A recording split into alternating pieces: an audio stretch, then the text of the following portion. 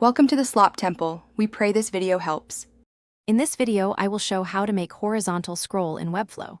Horizontal scrolling is a fantastic way to present wide content or multiple items in a compact space, offering a dynamic user experience. It's perfect for showcasing portfolios, product galleries, or timelines. We'll walk through the exact steps to implement this feature, ensuring your design is both functional and visually appealing. Get ready to transform your layouts with this engaging technique. First, let's set up the foundational structure in Webflow.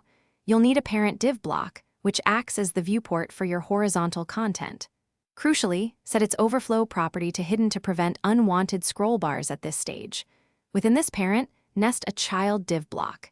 This inner div will be the actual element that extends horizontally, containing all the items you want to scroll through. This two-div setup is key. Now for the core implementation. Select your child div and set its display property to flex. This will arrange all its nested items in a single row. Next, make sure this child div has a width that exceeds its parent's width, for example, 150%. Finally, return to your parent div and change its overflow property to auto.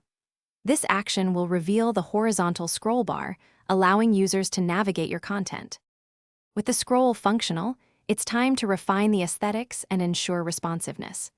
Style your individual items within the child div, perhaps giving them a fixed width of 300 pixels and a right margin of 20 pixels.